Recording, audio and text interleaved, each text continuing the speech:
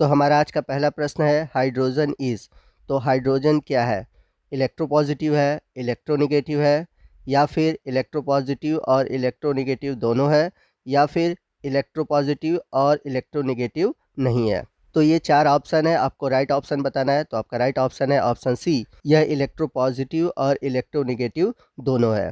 क्योंकि आपने देखा है कि जो हाइड्रोजन है वो मेटल के साथ भी कंबाइन होता है और नॉन मेटल के साथ भी कंबाइन होता है। तो इस प्रकार ये H+ आयन भी शो करता है और H- आयन भी शो करता है।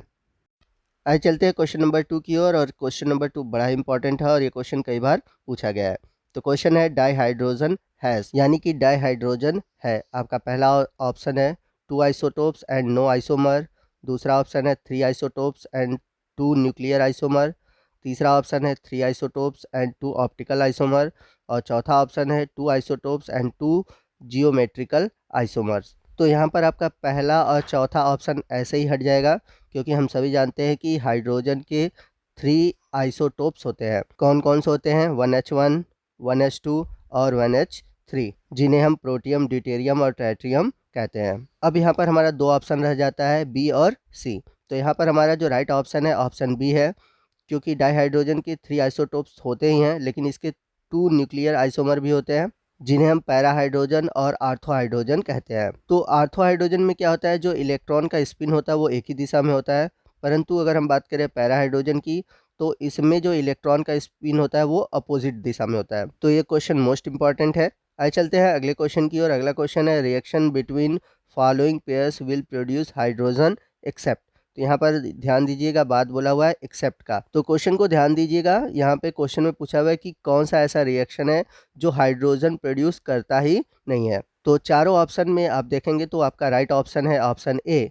जो कॉपर है वो हाइड्रोजन रिप्लेस नहीं करता। अगर वो एसिड से रिएक्ट करता है तो हाइड्रोजन रिप्लेस नहीं करता, क्योंकि आपने विद्युत रासायनिक श्रेणी पढ़ा होगा और उसमें देखा होगा कि जो कॉपर है वो हाइड्रोजन से नीचे है। वही बात करें हम आयरन की, तो यह गैसियस फॉर्म में जल के साथ रिएक्ट करके हाइड्रोजन रिप्लेस करता है।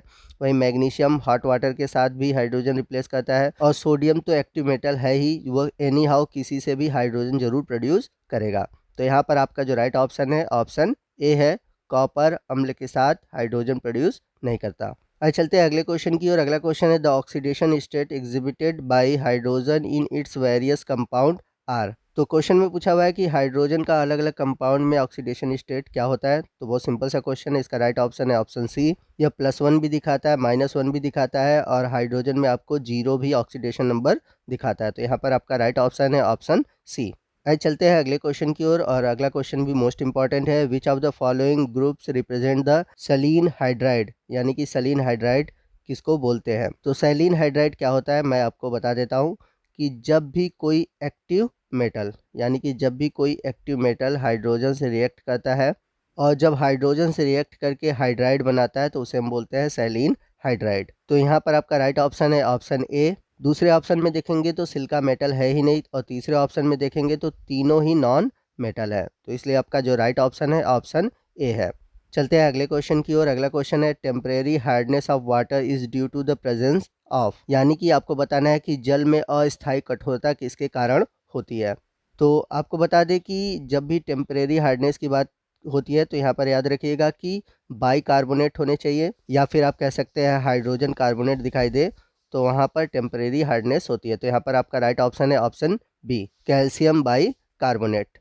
आइए चलते हैं अगले क्वेश्चन की। और अगला क्वेश्चन है permanent hardness of water is due to presence of, यानी कि जल की स्थायी कठोरता किसके कारण होती है। तो जैसा कि मैंने पीछे बताया था कि जो टेम्परेरी हार्डनेस होती है वो बाई कार्बोनेट के कारण होती है। तो यहाँ पर तो ये दोनों ऑप्शन नहीं होंगे। वहीं बात करें ऊपर के जो दो ऑप्शन है, तो जो कैल्शियम के सल्फेट आयन होते हैं वो परमानेंट हार्डनेस के लिए रिस्पॉन्सिबल होते हैं। तो आपका राइट ऑप्शन है ऑप्शन बी। चलते हैं अगले क्वेश्चन की। क्वेश्चन नंबर 8 है वाटर कैन बी टेस्टेड, और ये क्वेश्चन कई बार पूछा गया है। तो आपको बताना है कि आप वाटर को कैसे टेस्ट कर सकते हो, और यदि कर सकते हो तो कैसे टेस्ट कर सकते हो, क्या स्मेल से, क्या टेस्ट से। तो ऐसे तो टेस्ट नहीं कर सकते, क्योंकि वाटर में ना तो स्मेल होती है ना तो टेस्ट होती है। तो सी और डी में से कोई एक राइट ऑप्शन होगा। तो यहाँ पर आप देखेंगे कि सी ऑप्शन में हाइड्रेटेड कॉपर सल्फेट दिया हुआ है, लेकिन ऑप्शन डी में एनहाइड्रस है, यानी कि सूखा हुआ कॉपर सल्फेट है। तो जो सूखा हुआ कॉपर सल्फेट होता है वो वाइट कलर का ठोस होता है, और जब इसे जल में डालते हैं तो यह ब्लू कलर में चेंज हो जाता है। तो आपका राइट ऑप्शन है ऑप्शन डी। तो बहुत ही अच्छा क्वेश्चन है, थोड़ा सा दिमाग लगाएंगे तो आप ऐसे क्वेश्चन को सॉल्व कर पाएंगे। अगला क्वेश्चन है ब्लीचिंग एक्शन ऑफ H2O2, यानी कि हाइड्रोजन पेरोक्साइड की जो ब्लीचिंग प्रॉपर्टी होती है वो किसके कारण होती है। तो यहाँ पर बता दूं कि ब्लीचिंग एक्शन का मतलब होता है रंग उड़ाने वाला। तो आपको बता दें कि हाइड्रोजन पेरोक्साइड की जो ब्लीचिंग प्रॉपर्टी होती है वो उसके ऑक्सीडाइजिंग नेचर के कारण होती है। तो आपका राइट ऑप्शन है ऑप्शन ए। आइए चलते हैं अगले क्वेश्चन की ओर। क्वेश्चन नंबर 10 है, what would happen when a small quantity of hydrogen peroxide is added to the solution of FeSO4। तो यहाँ पर क्वेश्चन में पूछा हुआ है कि यदि आपने FeSO4 में स्मॉल अमाउंट में हाइड्रोजन पेरोक्साइड यानी कि H2O2 ऐड किया है तो क्या होगा।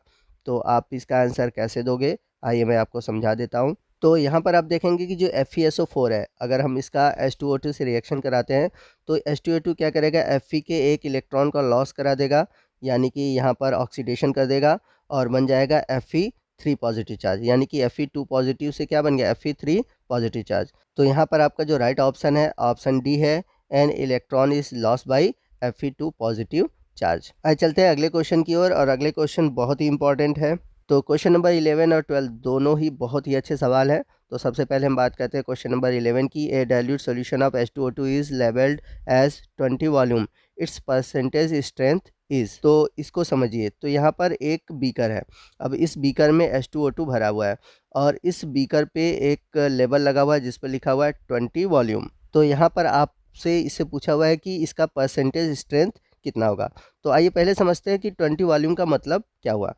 तो 20 वॉल्यूम का मतलब ये हुआ कि STP पर आपको 20 ml ऑक्सीजन मिलेगा, और वो कितने से मिलेगा, 1 ml H2O2 से। यानी कि आपने स्टैंडर्ड टेम्परेचर प्रेशर पर अगर 1 ml H2O2 लिया है तो उससे आपको 20 ml ऑक्सीजन मिलेगा। ये मतलब होता है 20 वॉल्यूम H2O2 का।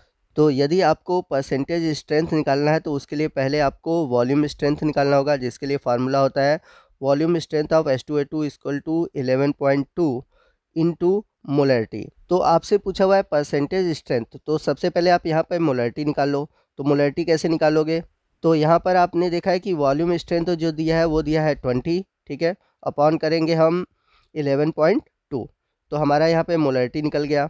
अब आपको बता दें कि परसेंटेज स्ट्रेंथ कैसे निकाला जाता है। तो इसके लिए होता है formula molarity into molar mass. तो यदि आप मोलरिटी में मोलर मास का इंटू कर देंगे तो आपको एक्चुअल में परसेंटेज स्ट्रेंथ निकल जाएगा। तो यहाँ पर मोलरिटी कितना आया हुआ है 20/11.2। अब मोलर मास कैसे निकलेगा, तो मोलर मास के लिए क्या होगा, H2O2 का देखें तो हाइड्रोजन 2 और ऑक्सीजन 2 है, तो 2 ऑक्सीजन का 32 और 2 हाइड्रोजन 2, तो हो जाएगा 34। तो आप इस क्वेश्चन को सॉल्व करेंगे तो आपका आंसर आएगा 60 to 70%। तो यहाँ पर आपका जो परसेंटेज स्ट्रेंथ है वो 60 से 70% है। तो आपका राइट ऑप्शन है ऑप्शन बी। आइए चलते हैं अगले क्वेश्चन की ओर। अगला क्वेश्चन है the normality of 30 volume H2O2 solution is, यानी कि 30 वॉल्यूम H2O2 का नॉर्मलता क्या होगा। तो जैसा कि ऊपर हमने देखा था कि वॉल्यूम स्ट्रेंथ इक्वल टू होता है 11.2 इंटू मोलरिटी, और नॉर्मेलिटी बराबर क्या होता है, नॉर्मेलिटी इक्वल टू होता है मोलरिटी इंटू एन फैक्टर। तो एन फैक्टर कैसे निकालेंगे, आइए समझते हैं। तो H2O2 को अगर हम ब्रेक करें तो यहाँ पर हम देखेंगे कि एक अणु ऑक्सीजन के बनेंगे और जल का एक अणु बनता है। तो यहाँ पर देखेंगे तो ऑक्सीजन का जो ऑक्सीडेशन नंबर है H2O2 में -1 है और O2 में है 0। तो यहाँ पर एक अणु ऑक्सीजन में जो ऑक्सीडेशन इंक्रीजमेंट हो रहा है वो हो रहा है +1 का, -1 से 0 हुआ तो यहाँ पर कितना हुआ, 1 इंक्रीज हो रहा है। इसी तरह यहाँ पर हम देखेंगे कि H2O2 में ऑक्सीजन के कितने अणु हैं, 2 अणु हैं, तो 2 अणु हैं तो इंक्रीजमेंट कितने का होगा, 2 का होगा, और इसी को हम बोलते हैं एन फैक्टर। तो एन फैक्टर होता है चेंज इन ऑक्सीडेशन स्टेट पर मॉलिक्यूल। तो इस मॉलिक्यूल में 2 ऑक्सीजन है तो एन फैक्टर कितना हो गया, 2 हो गया। तो यहाँ पर नॉर्मेलिटी इक्वल टू क्या हो जाएगा, मोलरिटी इंटू 2। तो मोलरिटी इक्वल टू क्या होगा, तो मोलरिटी इक्वल टू हो जाएगा n/2। तो वॉल्यूम स्ट्रेंथ क्या होगा, तो वॉल्यूम स्ट्रेंथ होगा आपका 11.2 इंटू मोलरिटी। तो यहाँ पे मोलरिटी कितना है, n/2 है, तो यहाँ पर हम रख देंगे n/2। तो 11.2 में अगर हम 2 से डिवाइड कर दें तो हमारा आ जाएगा 5.6। तो हम सीधे लिख सकते हैं 5.6 नॉर्मेलिटी। ठीक है, अब यहाँ पर हमसे पूछा क्या हुआ है, नॉर्मेलिटी पूछा हुआ है, तो यहाँ पर नॉर्मेलिटी इक्वल टू क्या हो जाएगा, यहाँ पर हो जाएगा वॉल्यूम स्ट्रेंथ अपॉन 5.6। अब यहाँ पर हम देखेंगे वॉल्यूम स्ट्रेंथ कितना दिया हुआ है, तो क्वेश्चन में आप देख सकते हैं कि वॉल्यूम स्ट्रेंथ दिया हुआ है 30 वॉल्यूम, तो यहाँ पर लिखेंगे 30 अपॉन 5.6। तो क्वेश्चन को सॉल्व करो और सॉल्व करके क्वेश्चन का जो भी आंसर आता है आप हमें कमेंट करके बताइए। तो ये था हाइड्रोजन से जुड़ा हुआ एमसीक्यू जो कि आपके नीट और अदर जो मेडिकल एंट्रेंस एग्ज़ाम हुए हैं उनमें पूछे गए हैं। तो आपको वीडियो कैसा लगा कमेंट करके ज़रूर बताइएगा। वीडियो अच्छा लगा हो तो वीडियो को लाइक और शेयर करना मत भूलिएगा, और कोई भी डाउट हो आप हमसे कमेंट करके पूछ सकते हैं। तो दोस्तों मिलते हैं अगले वीडियो में अगले टॉपिक के साथ, तब तक के लिए जय हिंद, जय भारत।